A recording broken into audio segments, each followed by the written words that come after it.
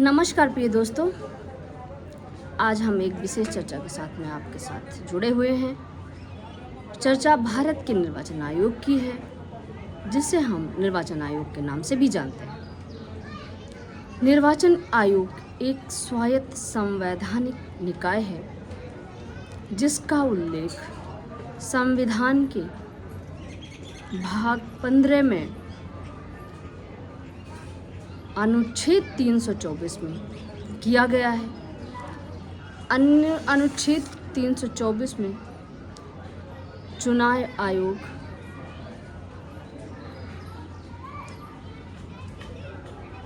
राज्य की विधानसभाओं, लोकसभा निर्वाचन, राज्यसभा निर्वाचन, राष्ट्रपति निर्वाचन, उपराष्ट्रपति के निर्वाचन में अधिक्षण, निर्देशन और नियंत्रण की भूमिका अदा करेगा।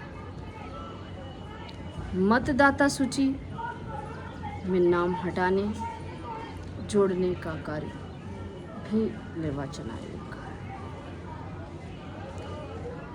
निर्वाचन आयोग ये सुनिश्चित करेगा कि आचार संहिता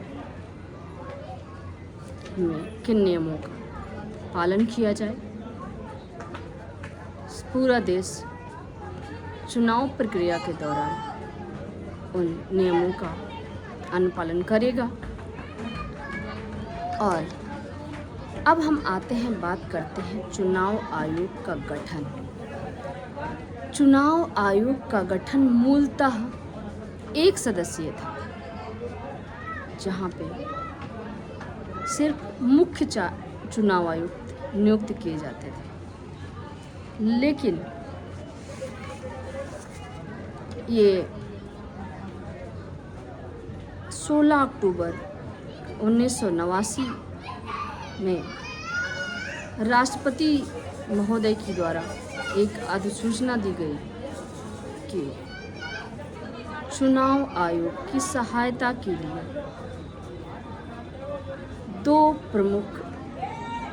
दो चुनाव आयुक्त की नियुक्ति बढ़ाई जाए।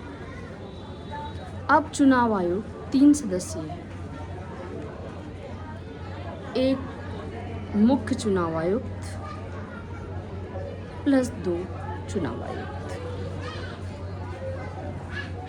चुनाव आयुक्त और मुख्य चुनाव आयुक्त IAS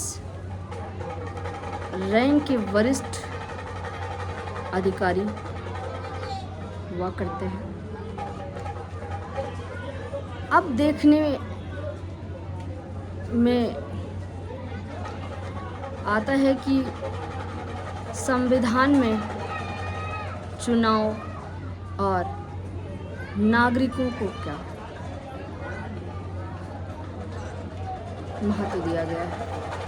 सबसे पहले तो चुनाव आयोग के लिए आर्टिकल 324, जिसमें चुनाव आयोग का गठन किया जाता है, उनके कार्य निर्धारित किए जाते हैं। उनका कार्य है अधिक्षण, निर्देशन और नियंत्रण। आर्टिकल 325 ये निर्धारित करता है कि देश के नागरिकों में धर्म, जाति या लिंग के आधार पर किसी भी व्यक्ति विशेष को मतदाता सूची से बाहर नहीं किया जा सकता है। लेकिन इस चर्चा में एक तथ्य मैं जोड़ना चाहूँगी। अभी लोकसभा चुनाव 2024 का संचालन चुनाव आयोग द्वारा किया गया है, लेकिन आर्टिकल 325 का अनुपालन और आर्टिकल 326 जिसमें सार्वभौमिक वयस्क मताधिकार का अधिकार नागरिकों को दिया गया है। सार्वभौमिक वयस्क मताधिकार से आशय 18 वर्ष से अधिक किसी भी नागरिक से आर्टिकल 325 में धर्म, जाति, लिंग के आधार पर वोट का अधिकार नहीं छीना जाएगा, अर्थात मतदान के लिए अयोग्य नहीं ठहराया जा सकता। परंतु घटना है उत्तर प्रदेश की पुलिस की, जहां पूरी की पूरी एक कम्युनिटी फोर्स की, जिसे इन दोनों अधिकारों से वंचित कर दिया गया है। ये सत्य है, प्रमाण है।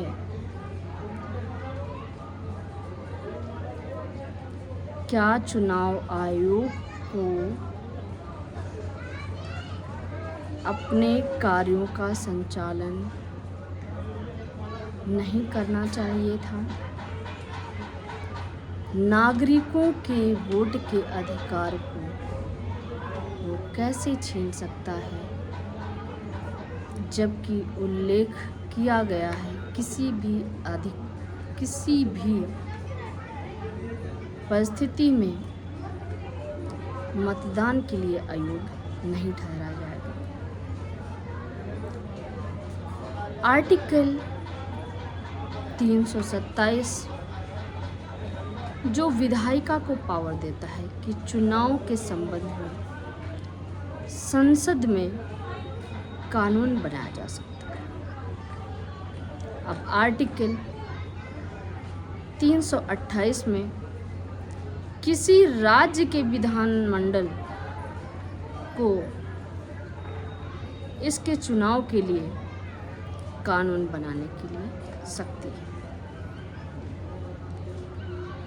आर्टिकल 329 चुनावी मामलों में अदालतों द्वारा हस्तक्षेप करने के लिए बार काउंसिल बनाने का भी प्राविधान है। अब ऐसे में देखा जा रहा है चुनाव आयोग कहीं न कहीं अपनी भूमिकाओं, अपनी स्वायत्तता को खोता जा रहा है। जबकि संवैधानिक बॉडी होते हुए भी चुनाव आयोग निष्पक्ष चुनाव नहीं करा पाता है। क्या कारण है? और अगर इतने बड़े देश के चुनाव के संचालन का कार्य या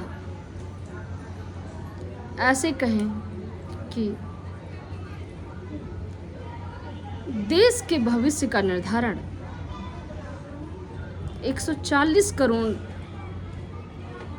लोगों के भविष्य का निर्धारण चुनाव आयोग को करना है, और लोगों के द्वारा जो वोटिंग की जा रही है उसमें निष्पक्षता, पारदर्शिता कहीं ना कहीं गुम होती दिखाई दे रही है। ऐसे में चुनाव आयोग की भूमिका पर एक प्रश्न चिन्ह सा लग रहा है, और ये चुनाव आयोग पर ही नहीं लग रहा है, ये सुप्रीम कोर्ट पे भी लग रहा है कि सुप्रीम कोर्ट इतना पावरफुल है। सुप्रीम कोर्ट के पास असीम शक्तियां हैं। एक शक्ति ऐसी है सो मोटो की, जिसका वो प्रयोग कर सकता है। मुझे नहीं लगता है कि देश में किसी भी नागरिक से इस लोकसभा चुनाव की प्रक्रिया और स्थिति छिपी हुई है। ऐसे में सो मोटो के अधिकार का प्रयोग न किया जाना चुनाव आयोग की निष्क्रियता,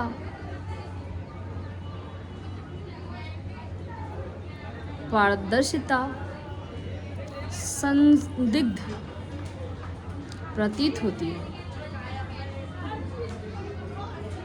जबकि चुनाव आयोग निष्पक्ष चुनाव कराने के लिए संवैधानिक स्वायत्तता दी गई है।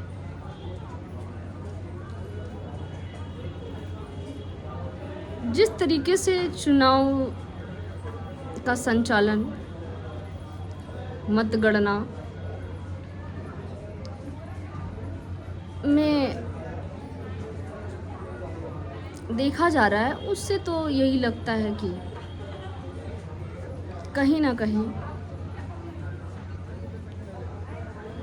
स्वायत्तता संदिग्ध है। तो बहुत बहुत धन्यवाद। फिर मिलेंगे। जय हिंद, जय भारत।